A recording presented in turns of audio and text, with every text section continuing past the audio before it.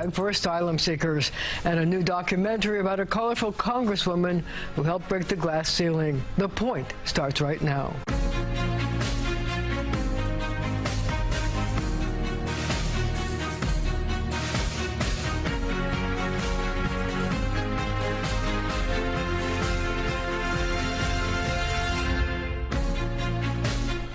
He's the keeper of the city purse and only one of 3 citywide elected officials. Controller Brad Länder is my first guest, and I just want to point out that as we're taping this show, a federal judge is holding a hearing about whether there should be the appointment of a receiver to run the jails. This is important because you were among the first, if not the first, to say that the city needed a receiver to run the jails. Tell me why you think that. So a year ago, we set up a monthly monitoring. We set up a dashboard. The Department of Corrections just wasn't putting out data about, how many slashings and stabbings there are, how many fights, use of violence, whether staff are reporting to work or out sick, the whole set of questions. And that information had not been being made public on a regular basis. So we set up this monthly dashboard, and after a year of monitoring it, the data is clear. There's a humanitarian emergency on Rikers Island. Things are not getting better. The city either can't or won't do what's necessary to make change. And so, yes, I did come out and say I think we need to appoint, the judge needs to appoint a federal receiver who has the power to make real change there. So the question I have is this. The problems at Rikers go back. Long-standing. They're long-standing. And they got worse during COVID. Yes. Because correction officers started calling in sick in droves and violence increased. And quite frankly, Rikers wasn't the #1 priority of Mayor de Blasio at the time. He had to deal with the pandemic. Yeah. So is it fair to say that after only 18 months, the mayor should be replaced? Should he be given more time, or is 18 months enough to have started a turnaround? Well, first, as you say, this is long-standing. The Nunez case now dates back almost a decade. So, and the problems at Rikers have been growing through the last several administrations. And for a range of reasons, no mayor has been able to really fix it. You're right, it got worse during the pandemic, but things are just not getting better. I mean, we looked, for example, at the percent of people who make their medical appointments, and it's 21% worse now than it was a year ago. And you got to be able to get people to court, to get people to their medical appointments. There are things much longer standing that aren't about Mayor Adams or Commissioner Molina, like the fact that 1 in 5 people, over 1,200 people, have severe mental illness, and they're not going to be able to get the help they need there. But fundamental change is needed, and I just don't see how it happens without a federal receiver. So because you're the keeper of the purse, I have to ask you the money question. There are many people who say that a federal receiver will cost the city more money because you're going to need a whole bureaucracy for the receiver. Is that something the city can afford to do at this time, given everything else that's going on in the city? I mean, let's start by observing that we're spending over $500,000 per person for a year to detain a person for a year at Rikers. $500,000 per person. I mean, not everyone is there for a year, but the yearly cost of detaining someone at Rikers is over $500,000. So we are already spending way too much money. Our ratio of correction officers to detainees, 4 times the national average. So the problem is not that we're not spending enough money. We are not getting the safety and the secure system that we need for those resources. I really do think a lot of what's needed is a management change. There's going to have to be some changes in the workplace operations and how people report to work, are assigned to their posts, how they're tracked, how we make sure people get to their court dates, how they get to their medical appointments. A fundamental change in management is critical. Of course, the receiver will cost some money, but if they can make operations safer, so we don't have people dying there, and more efficient, I think in the long run we'll actually save money. So one question I have, though, is that the receiver has the ability to ignore the labor contracts and other things. Is that a good thing, that they can make decisions that aren't bound by other agreements that have been made? Yes, that's really in some ways the fundamental power a receiver has. You might have the procurement rules go too slow, and you need to get new locks on the doors. And if you're the city, you have to go through a process that could take many months to do it. Or yes, that labor agreement goes too far, in my opinion, to protect people who are calling out sick even though they're not sick, and who's getting hurt is their fellow correction officers who have to work a double or triple shift.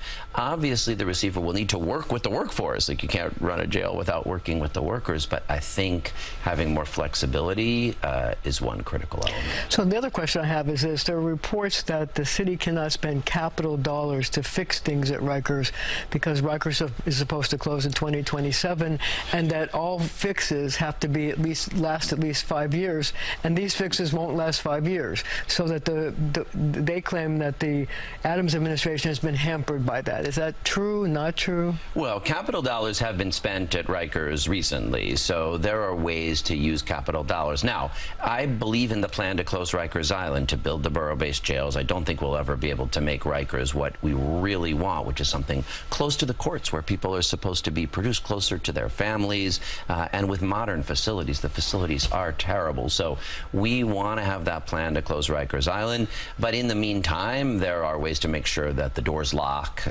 and that the facilities are safer than they have been. And, and let's not forget, 26 people, detainees, have died over the last 2 years, and most of those are suicides or overdoses, which can be prevented without spending huge amounts of capital money. So in your latest report out this week, you also raised concerns about the jail population, because right now the jail population is double what the community jails would hold. It's like 6,200 according to your report, almost 6,200, and it's about 3,300 would be in the community jails. I wonder, what are we going to do with that number, that overflow? I mean, you're not going to have space for them. Should you postpone closing Rikers? Do we need another jail? What's the solution? Yeah, we should not postpone closing Rikers, because every day that we do is one that we risk somebody else dying in a suicide or overdose. So a few things. First, as I said, about 1,200 of those folks have severe mental illness. So Rikers is not set up to help them get better, to get on their medication, to get the care that they need. So we need a plan to have those folks in the kind of mental health facilities that will enable them to get better. There is a good new model. H&H has been ready to pilot, but the Department of Correction has been slow walking. Tell me about that model. So Bellevue is ready to have therapeutic beds for people who, either because of physical or mental health issues, really need to be in a hospital, but need to also be in secure detention because they're in custody. Can you put 1,200 people there? Not 1,200, but you could put, for now, we could do a couple hundred. If it works, we could make more of those. So yes, this is the kind of creativity. Or last time I was there just a couple months ago, and I went to Rosie's, the women's facility, which has just, I think, maybe 350 people that day. I talked to 30 or 40 people. Honestly, I didn't talk to one person who needed to be in jail. These were folks who had a shoplifting charge or a drug charge. They could be being supervised in the community, awaiting their day in court. So I think there's a lot we can do to have make sure people have their fair day in court and the operations of justice with fewer people at Rikers. But what is 3,300 the right number of people who should be in jail? I mean, it's limiting. What if you have more people? Look, I guess what I would say is, let's get the borough-based jails built.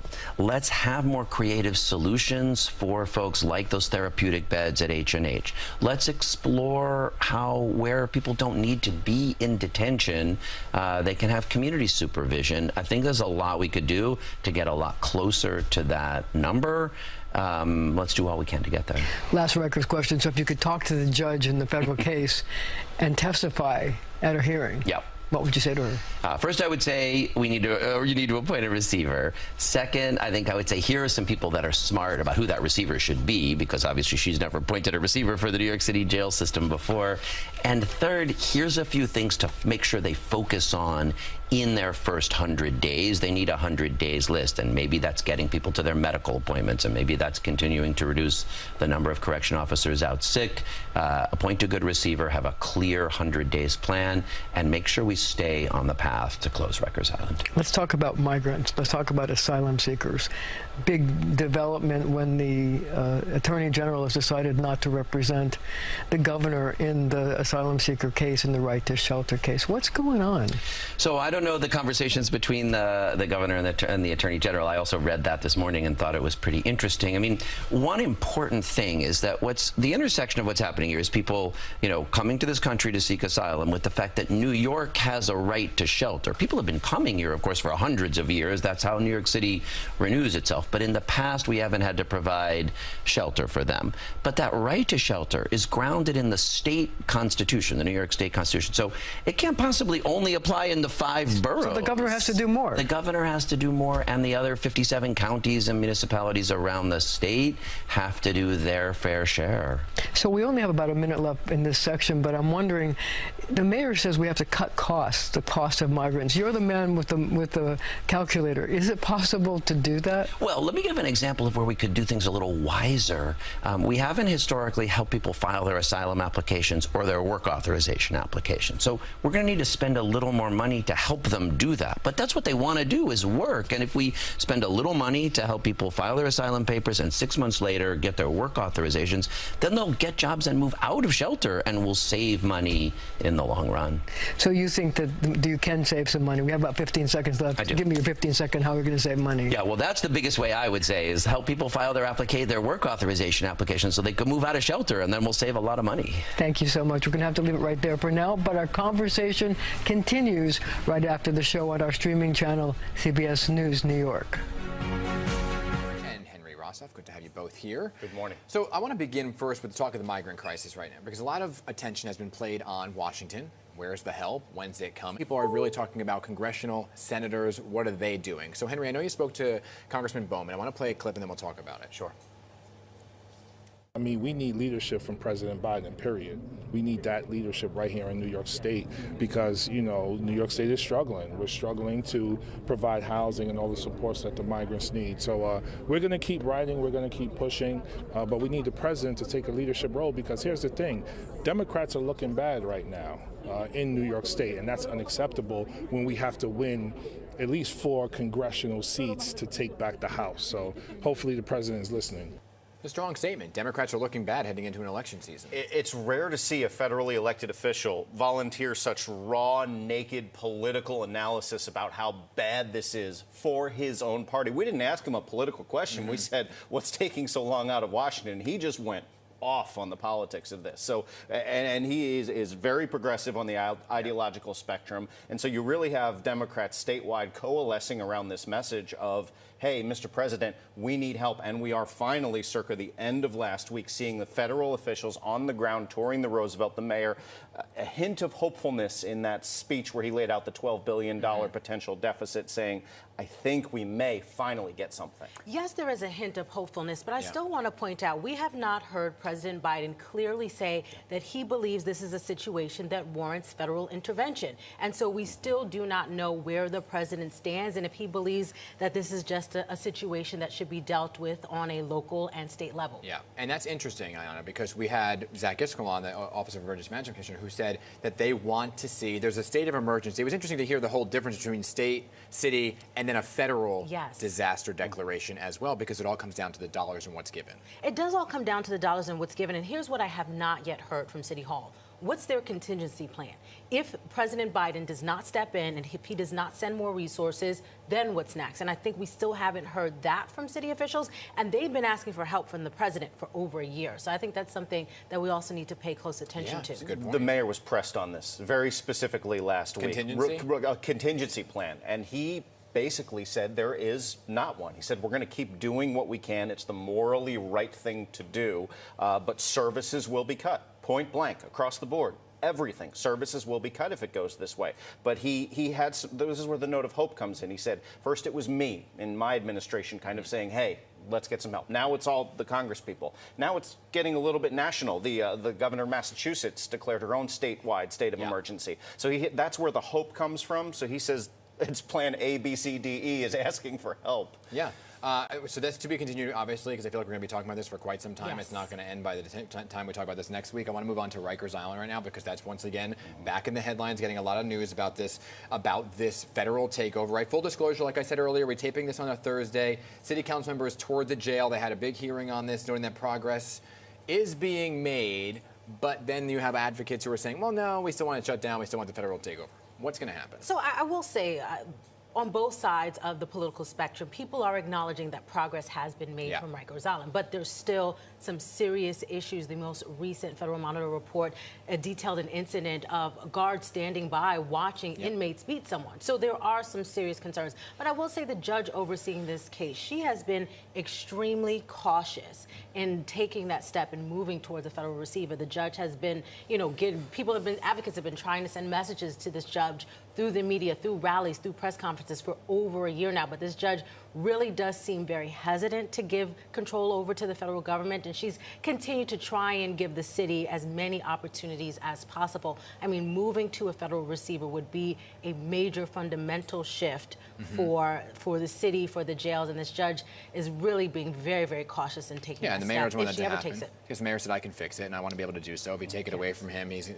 make him look bad. However, I did ask the mayor and his team once, saying, if you took it away, wouldn't that allow you to have more time and to focus on things like the migrant crisis? There we are. But we'll see how this all plays out. I do got to get in congestion pricing because we teased it here. Lot of people requesting exemptions. Over 100. Everybody wants an exemption, right? Yes. The MTA says it has over 100 requests. Do any of these have a leg to stand on, Henry? When you take a look at all of the exemptions, he's saying, well, if I give them to everybody, then we're going to have to keep it at $23. The statute really only lays out very narrow exceptions based on income, based on accessibility needs. The MTA has already indicated that many of these will be denied, although they will get full consideration. So I would say be prepared to be disappointed if you're lobbying for an exemption. That's a good way to put it. Yeah, the MTA said we need this funding. This is all meant to help us improve transit. And so the more exemptions they give, the harder it will be to get that funding. All three of these topics are big to be continued. Yes. Ayanna, Henry, good to have you both of you as always. Rikers Island finds that required fire safety inspections at the North Infirmary were not performed for at least a year. A department audit found no weekly or monthly fire safety reports were done for that year that ended last April. 20 people were hurt in a fire at the North Infirmary when the sprinkler system failed earlier this year. Legal aid slammed the Department of Corrections for this lapse. The agency spokesperson says that an investigation of the fire is still ongoing and all sprinklers were operational. Is under scrutiny for failing to conduct fire safety inspections for more than a year at a facility on Rikers Island. The Legal Aid Society blasted the agency in a new report containing details of a recent DOC audit by the Fire Safety Office. According to the report, there were no weekly or monthly safety reports at the North Infirmary Command from April 1st, 2022 to April 30th, 2023.